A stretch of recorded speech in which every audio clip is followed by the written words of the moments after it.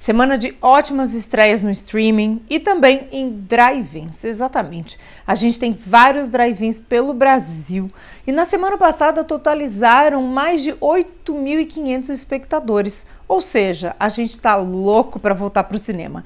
Enquanto isso não acontece, eu destaco aqui as plataformas. Aí eu começo também com o longa novo do diretor Spike Lee, americano. Spike Lee, para quem já acompanha a obra dele, é um dos mais controversos e contundentes diretores de cinema do mundo atual. Aliás, ele ia ser presidente do júri do Festival de Cannes esse ano e estrear esse novo longa lá, fora de competição. Cannes não ocorreu, não teve Cannes esse ano por conta da pandemia, mas o filme estreia na verdade na Netflix, essa semana. Se chama Destacamento Blood.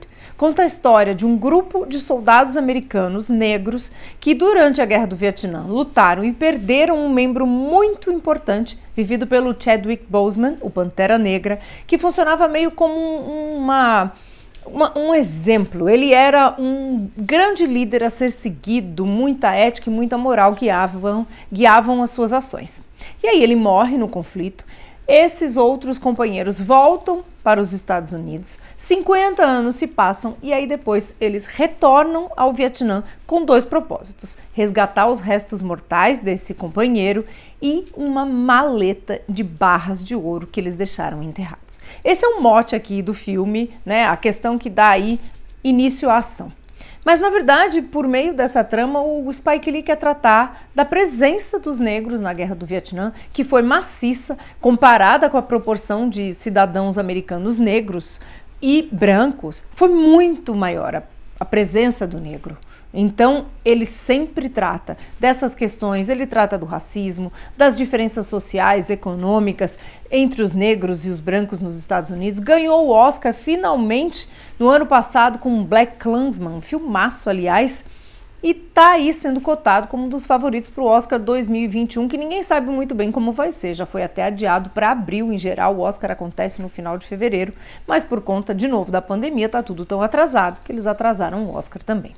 De qualquer forma, voltando aqui ao filme do Spike Lee, vale muito conferir para ver como por meio de várias histórias, na verdade, o filme conta essa grande história dessa turma, mas cada personagem tem sua história particular. E um principal aqui, que é o Paul, um veterano que sofre de estresse pós-traumático e quando ele pisa nos Estados Unidos, quer dizer, no Vietnã, tudo aquilo volta. Ele é um dos mais sofridos, é um dos que mais sofrem com as sequelas da guerra, com os horrores. E quando ele volta para aquele universo, toda a loucura da guerra volta também. Então é um filme que dialoga com esse passado americano, dialoga com o presente. O filme começa com cenas de arquivo, com um discurso do Martin Luther King, tem várias outras cenas incluídas, a líder Angela Davis, cenas horrorosas dos massacres ocorridos no Vietnã. Como em toda a obra do Spike Lee, a história e o presente estão muito pontuados ali em toda a narrativa. E termina, claro, com um momento que lembra muito as atuais reivindicações da população negra dos Estados Unidos por mais direitos e por reconhecimento a toda a luta que eles sempre travaram e nem sempre era deles. Um filme para a gente ver e discutir muito ainda.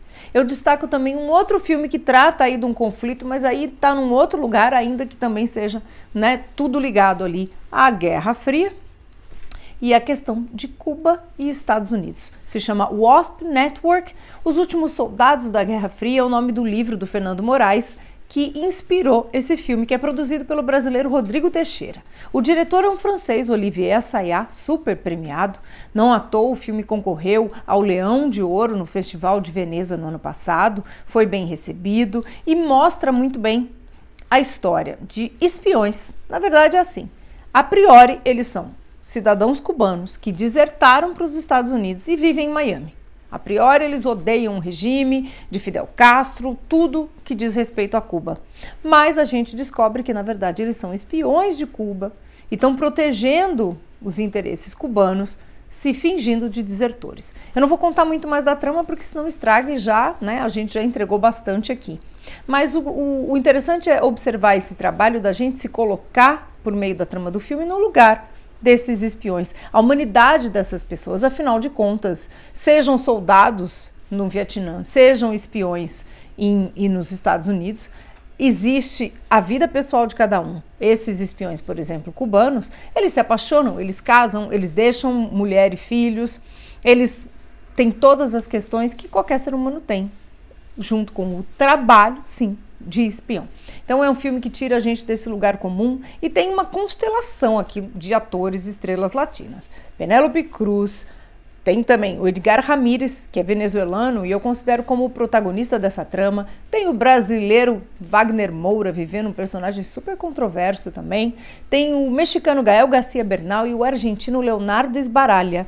E ainda tem a cubana Ana de Armas, que está super bem aí, uma das grandes estrelas do momento do cinema.